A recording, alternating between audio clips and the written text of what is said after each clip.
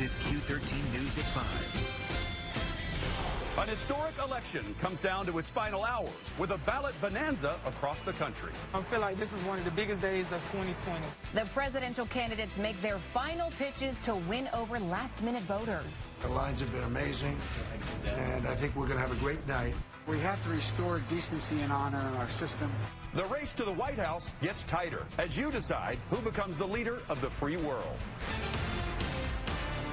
Well, the polls have been closing in some states back east, and it is election night. We're looking at record turnout with the future of our country and our state on the line. Thanks for joining us at 5. I'm David Rose. I'm Aliana Gomez. We have team coverage tonight, tracking both national and local races, and we'll be bringing you up-to-the-minute results as they start to come in. Well, first and foremost at this hour, we have our eye on the presidential race. The first polls closing in several states right now. Q13's Matt Lorich is going to be tracking the presidential race all night. And Matt, which states are closing right now, and what's the latest? Well, let's get into it. We are starting to see the early results pour in from several states. What appears to be historic turnout, as you said, across the country for this election. It is 5 o'clock our time. The polls are closing in many states. Let's put them up on the screen, including the battlegrounds right now of Texas, Michigan, Pennsylvania, and New Hampshire. Now let's go to the latest count out of Florida if we can. Let's put Florida up on the screen. Here's where we're at with 80% reporting out of Florida. Joe Biden at 50%. Donald Trump at 49%. What do they say with presidential elections? Florida, Florida, Florida. It's coming down to Florida again. All right, let's move on to Georgia, a battleground in the South. Right now, just 2% reporting out of Georgia. Donald Trump leading there, 53 to 46%, really early reporting out of Florida right now. Now let's go to Ohio. By the way, Ohio has predicted the last 14 presidential candidates. Here we are in Ohio. Joe Biden right now with a big lead, 61% to 38%, but only 2% reporting. It is early there. As states are called by the AP and Fox News, we're going to be tracking them over here at the touchscreen. Let's go to the Electoral College map. Here you can see it. We're going to start ticking off these states, turning them red or blue. As I told you earlier, it's all about 270. That's what you need to win the presidency.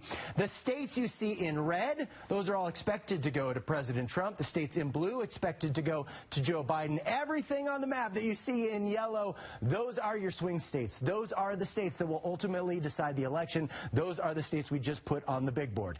It's really where the candidates have been barnstorming to sway voters, and those last-minute rallying calls continued today. From the time I started as a U.S. Senator, Philadelphia brought me to the dance, man. We love you, Joe. I tell you what, you've been great to me my whole career. Yes, and Joe Billy, so goes the state of Pennsylvania. I hear we're doing very well in Florida. We're doing very well in Arizona. We're doing incredibly well in Texas.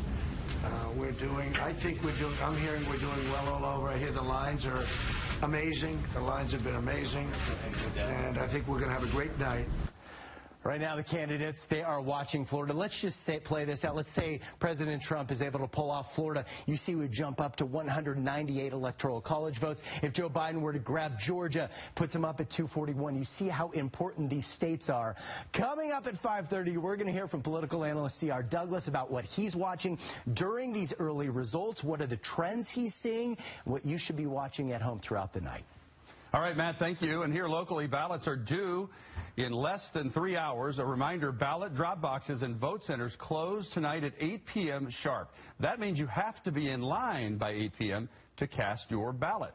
Now, let's take a look at the ballot return numbers so far. Statewide, almost 73% of ballots have been returned out of the state's 4.8 million voters. In King County, that number is almost at 80%.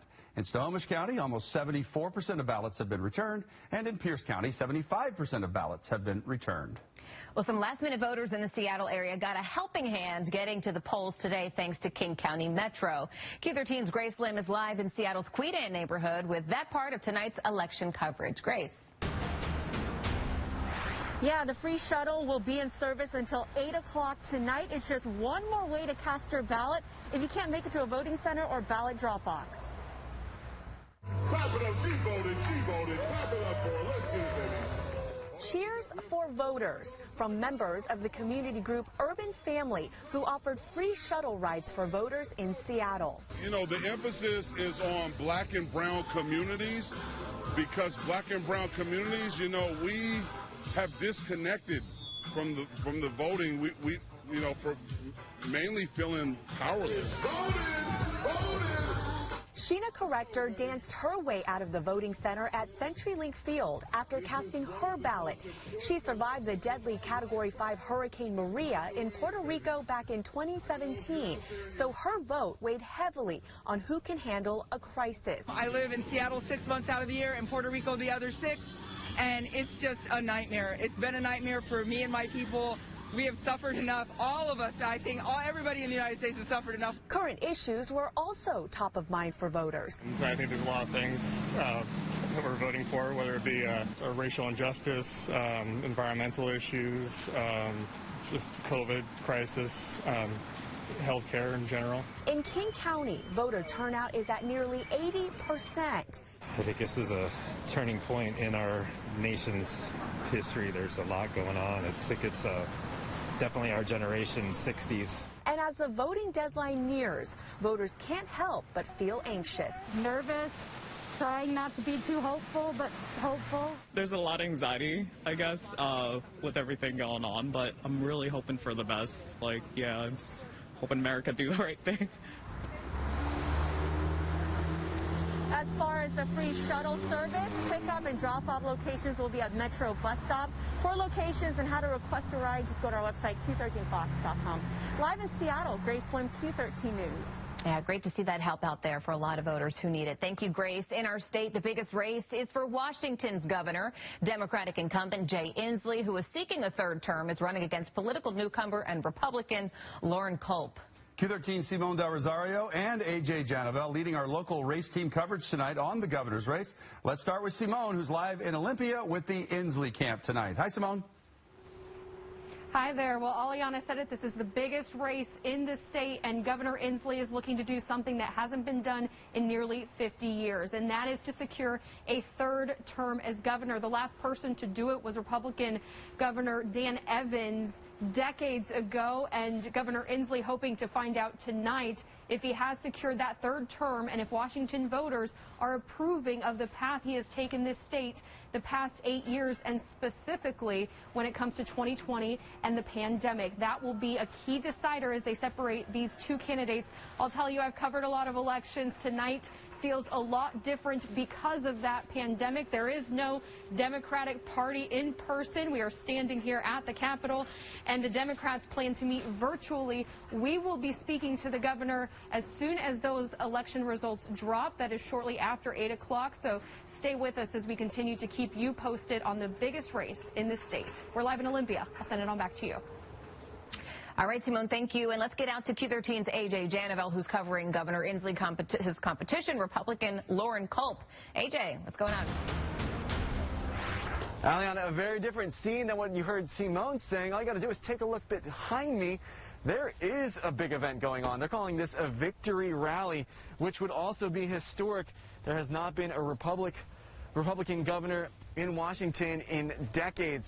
Just look into that event you got going on. Unlike the one that happened a few months ago in Leavenworth, this one is indoors, but you can still see inside what it looks like. A party-type atmosphere. You got lights, you got smoke, you got a big old stage up there, and as well, inside there's a lot of folks who are here for this event. A lot of folks, too, who are not wearing masks. You heard Simone talking about the COVID concerns, the decisions that the folks are making over in Olympia. A very different decision over here. When we spoke to Lauren Culp during the primary race, what he said is he's not opposed to folks wearing masks. His focus is on choice, and that's something that he's been pushing for this entire campaign. He is basically the exact opposite of everything that Inslee is saying, especially when it comes to the pandemic. We're going to be out here throughout the evening, hopefully trying to speak to some of the folks who are out here, talk to them about why they're willing to come out here, why they're passionate about this candidate, and hopefully speak to Lauren Culp as well as the night goes on. We'll be out here, and we'll continue to keep you up to date. As you heard, the biggest race right here in our state. Guys? All right, AJ, thank you. And, of course, Cope wins for the best sign, absolutely, that we've seen tonight. That is something else. Woo, that's cool. All right, let's check in with Q13's Brandy Cruz, who's been following both of these campaigns closely. And, Brandy, the race for lieutenant governor is getting a lot more attention than it normally does. Tell us about it. The lieutenant governor isn't, can I say sexiest race? Can I say that on TV? Because I just did. But, in previous years, there are some states who don't even have a lieutenant governor, by the way. But our state does. There's a couple reasons it's getting more attention than it usually does. Let's take a look at the candidates again. One of the reasons is because Congressman Denny Heck is running. If you recall, amidst a historic impeachment trial, he announced that he was going to retire from Congress. He was sick of the political climate in D.C. He wanted to spend more time with his wife. And so we thought that was the end of his political career. And then he turns around and decides to run for lieutenant governor. He's, of course, a Democrat, a more moderate Democrat. And he's running against another Democrat, State Senator Marco Lias, who is far more progressive. So why would Congressman Denny Heck leave his position in D.C. to run for lieutenant governor? Well, one of the reasons is there's a lot of speculation, and there has been this nagging question of whether Governor Jay Inslee, who ran for president in 2020, didn't win, would leave to take a position in a Biden administration if Joe Biden wins the presidency. The governor has been unequivocal. He said, I will not, if I get a third term, I will serve all 4 years of it. But just in case he wins tonight, we want you to know that we have the receipts, because he's been asked about this many times, so roll the footage.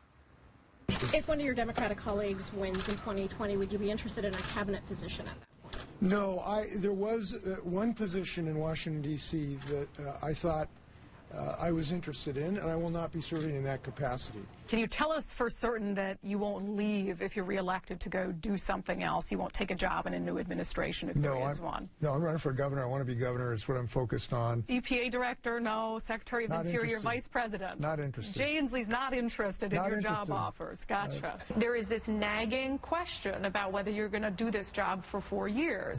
I have asked you no fewer than 2 times.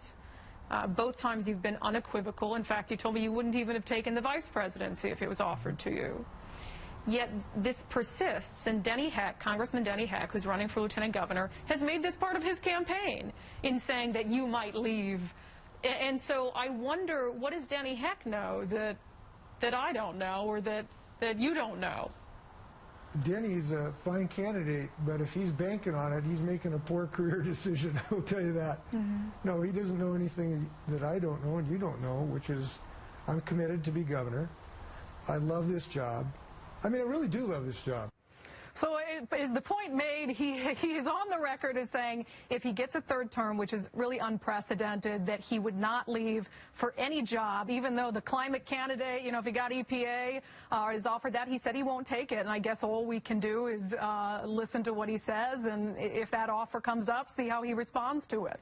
Yeah, he seemed pretty set on where he stands, at least in our state right now. Brandy, in the race for lieutenant governor, Republican Josh Freed is staging a write-in campaign. We all know how difficult a write-in campaign is, especially when you open that ballot and you see how lengthy it is. And asking the voter to remember to write in Joshua Freed, does he have a shot? Well, look, he'd have to get 1.4 approximately million Washingtonians to write in his name on a line. That is a tall task. Josh Freed knows that. That being said, he has some name recognition. I mean, he ran for governor and didn't win in the primary, and so he didn't advance. So he kind of took his Josh Freed for governor signs and Josh Freed for lieutenant governor. And so they've been trying to get the word out. Josh Freed spoke just a little bit earlier on today at a GOP virtual rally. There's Denny Heck or Marco Lias, whether it's like a Nancy Pelosi or an AOC, people are going to recognize that that's no choice at all, that if looking for a fiscal and social conservative, they can find that in me. But look, here's one thing, a little wrinkle that I think he might have an impact. Between Denny Heck and Marco Lias, I think Josh Freed takes more votes away from Denny Heck because he takes more votes away from the moderate. There ain't no one voting for Senator Marco Lias who might be swayed into voting for a Republican. So I'm interested to see how his write-in candidacy impacts the Democrats in the race. All right, Brandy, thank you very much. We got a lot to get to tonight, and we'll be here with you all night. There's a lot more election coverage ahead. Here's a look at some of the other important local races that we're tracking throughout this newscast and, of course, later tonight. In 2018, Dr. Kim Schreier became the first Democrat ever elected to represent Washington's 8th congressional district. While the 8th flipped blue that year, Republicans hope a moderate like Jesse Jensen is their ticket to retaking the seat. Also, a fiery race for Superintendent of Public Instruction. Maya Espinoza running against current Superintendent Chris Reichdahl. And finally, Referendum 90 is a controversial bill that would require every public school district in the state teach sexual health education for all grade levels. It's already been passed by lawmakers in Olympia and signed by Governor Jay Inslee. And you can follow local and national race results on our website, Q13Fox.com. We have a lot of resources for voters, like how to track your ballot, answers to frequently asked questions, and the important races to watch. And our election coverage just getting started tonight as voters race to the ballot boxes trying to make sure their vote is counted. Next, Q13's Hannah Kim is in Snohomish County with a look at the turnout on this busy election day. And later, local businesses hope for the best tonight, but prepare for the worst as tensions remain high over this election. The extra precautions one is taking in case of any unrest. And we're keeping an eye on the rain and the wind this election day. Ever wonder what it was like in 2016? Do you remember? I'll have those details coming up right after the break.